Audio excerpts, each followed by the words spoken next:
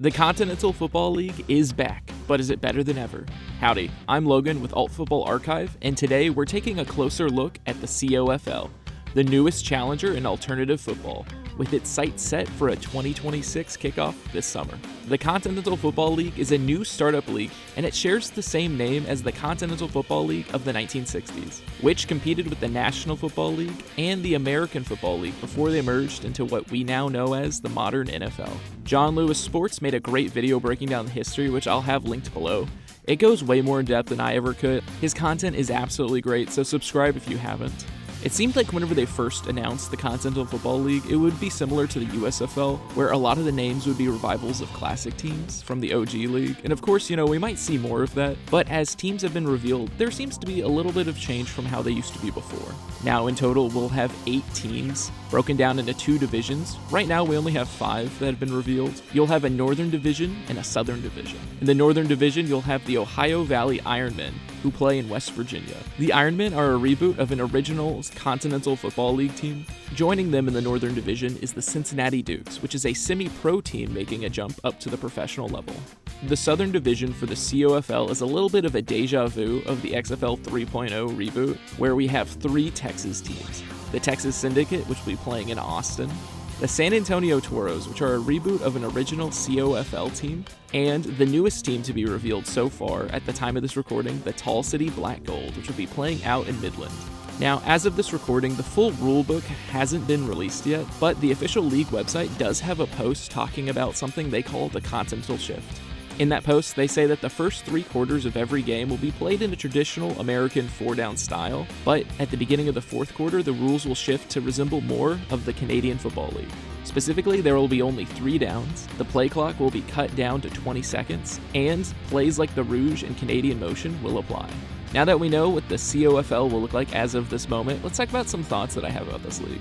Overall, I'd say I'm pretty excited about this. I'm a football junkie, so any new football league is something I'll be interested in. It's always fun to see a new team start, especially one that's looking to fill the holes that other leagues seem to be missing right now. The big draw that I think the CoFL will be going for is having its start be in the summer, in between the UFL, which plays in the spring, and the NFL, which plays in the fall. I think this would be a great time for players that maybe aren't at the UFL level or NFL level, but are looking for starts, looking to prove themselves, and looking for playing time.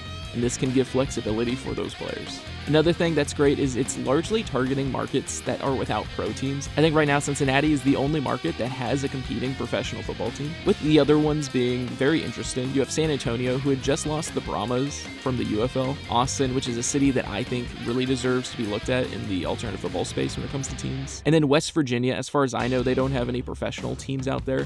And Virginia and West Virginia are 2 markets that I've seen a lot of excitement for, and a lot of interest from fans. And of course, Midland's out in West Texas. They don't have a team out there, but I do know that Texas is huge on football, so I think that if you can have the support structure around there, Midland could be a very interesting market. I think, too, it's interesting to watch the league experiment with rule changes. I think mixing American football with Canadian football rules could give it a very unique style of play. And of course, every iteration of football, like every new league, tends to push the sport forwards with its small changes. One thing that's talked about in the Continental Football League's website was that the original league really popularized using overtime sudden death rules in the regular season, which is something that we see commonplace throughout all levels of football now. Back in the 60s, whenever the American Football League came in, they popularized putting nameplates on the back of jerseys so you know exactly who each player is, which I think is big for both players for their own branding, but also for teams when it comes to selling jerseys and just having more identifiable look. The XFL 1.0 in 2001, of course, popularized the Sky Camp, and following it up, the XFL 2.0 in 2020 introduced a revamped kickoff, which we've seen now be adopted by the NFL. And on top of that, the reboot of the United States Football League introduced an eagle eye spotting system, which basically is a replacement for the old chain gang. It's something that we're seeing the NFL test out, and it's something that we've seen the UFL utilize for the past couple seasons.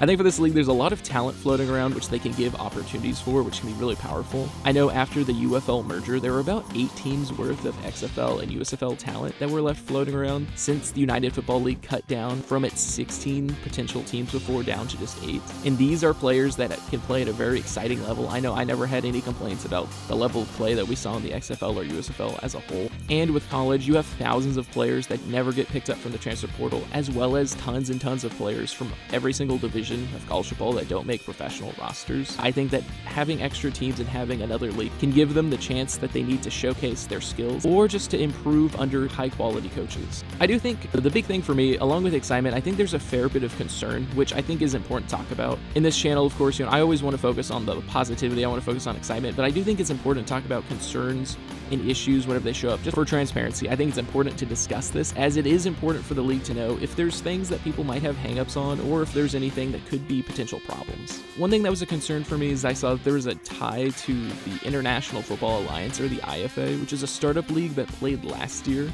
and it had the ambition of playing across North America with teams based in the US and Mexico. I know for me, whenever that was going on, there was big logistics red flags that were popping up. Last year, we saw the IFA play a couple of games, namely the Ohio Valley Ironmen had played in that league, which the head coach and roster supposedly being brought over from there, with the head coach playing an integral role in getting this league off the ground. They had played and dominated in 3 games before the season was canceled, which gives the league some support, as if every single team is held to that standard, we could see a higher level quality of play than we did for the rest of the league. But the IFA had many different issues, including financial and support based. You hate to see it, but it seems like the IFA was just another story of startup leagues not lasting, being rushed, or being too ambitious. I think naturally, having a connection with another league that didn't make it off the ground and didn't really play that many games, as I believe most of the teams had to play teams from outside of the league, which were semi-pro, and naturally that connection brings some scrutiny about the longevity of the league and if you have leadership in the right position. Hopefully that isn't the case, but it's always safe to be cautious. For me, the biggest issue is the timeline and structure that this league has. Right now, the league is slated to play in the summer of 2026, which is just a little over 6 months away. But it's a little bit concerning because we're still unclear about exactly what the rules will be, which stadiums teams will be playing in, and who the remaining 3 teams are going to be. And it seems like right now the league is still fishing for owners, which isn't too bad, but it's something where you really want to have those in place before the start of the season comes up. And of course, to go along with all those teams, we still don't know who all of the coaching staffs are going to be, and we still need to get players on all 8 teams before the season starts. My worry is that it feels like league leadership may not be unified in a central vision, and they may want to start the season as soon as possible without knowing how much work it's going to take to get the league going. I could be wrong, I don't have experience either when it comes to putting together a league, but I do know with how rushed things felt in the 2024 UFL merger, whenever it was just cutting down half of your teams, I'd imagine creating a whole new league from scratch could be a huge undertaking. So this kind of rushed timetable could be a huge stumbling block, and I understand that investors want to see quick returns and might underestimate how much work is required to establish a league. That's something for leadership to really temper their expectations and ensure that they're establishing something with some real staying power for years to come.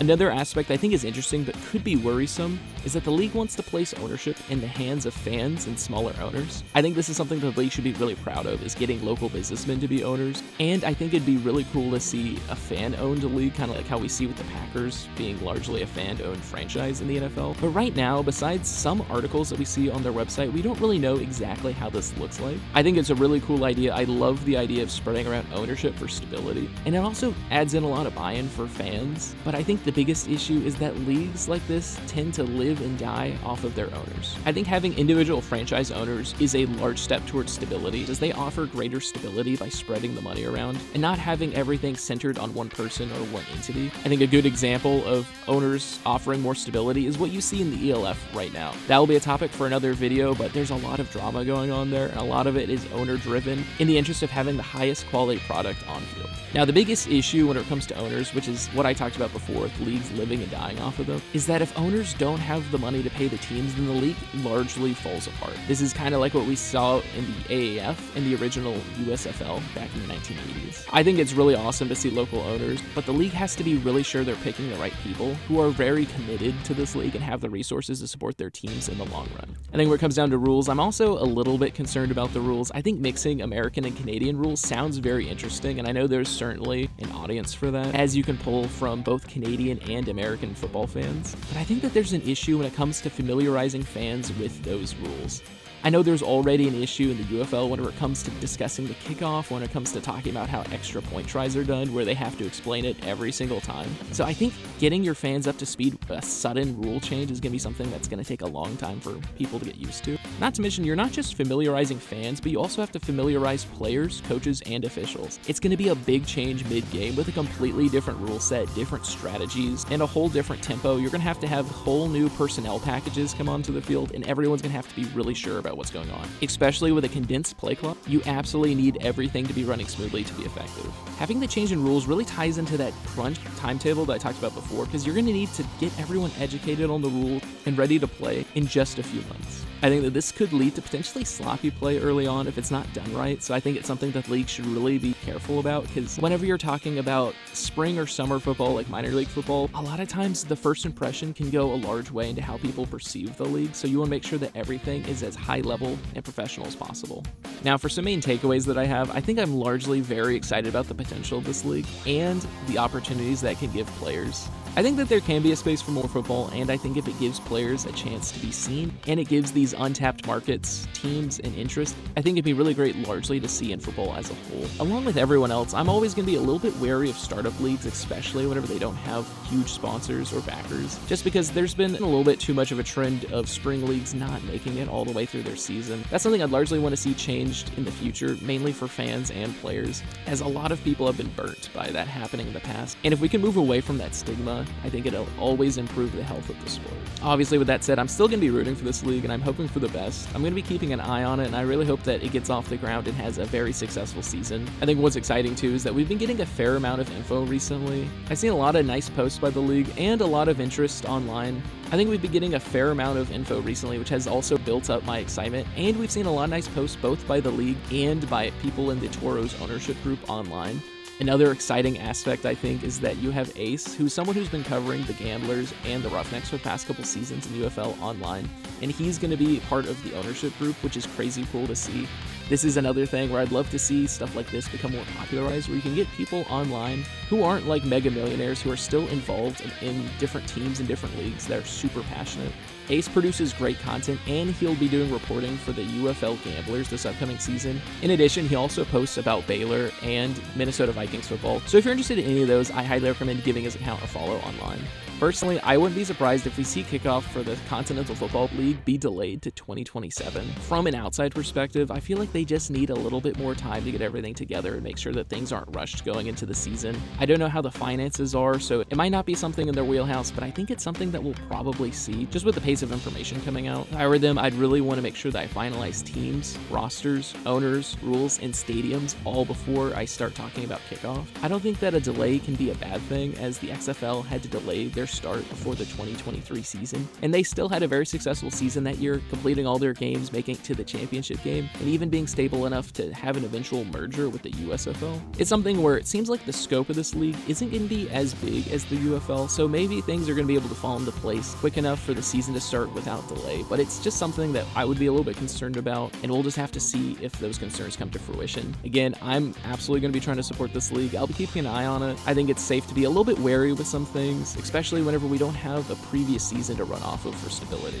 And of course, some news came out while I was recording, as the Continental Football League announced the sixth team to join their 2026 inaugural season is the San Angelo Sidewinders, which will be joining the Southern Division. The Sidewinders will be joining the 3 other Texas teams to make the Southern Division basically a whole Texas division or a Texas conference. I think this is kind of funny to see, as it's a lot of teams to be placed in Texas, and I was kind of hoping that we'd see more geographical variety when it comes to where these teams are placed, but it could add a lot of fun geographical rivalries, as having a bunch of teams in Texas might be more interesting for local, especially if the level of play is going to be a little bit smaller or a little less as advanced as the UFL. It all depends on how the league is able to spin this. It's certainly an interesting development. So now we have 6 teams in total. We're waiting on 2 of the remaining 8 teams to be revealed. Both of them will be in the Northern Division, so I'll be keeping an eye out on this, as it seems like news is coming out very, very quickly for this league. So what are your thoughts about the Continental Football League? If you're excited, what cities do you want to see the remaining teams be placed in? I'm primarily a UFL guy, but I do want to cover other leagues on this channel, and I think this one would be interesting. I have a future video being written about the ELF versus the EFA and all the drama going on. So if you're interested in that, if you want to know what's going on and be up to speed, be sure to subscribe and check out that. If you like this video, be sure to like. If you're interested in spring football content, alternative football content, or apparently a new and upcoming summer football league,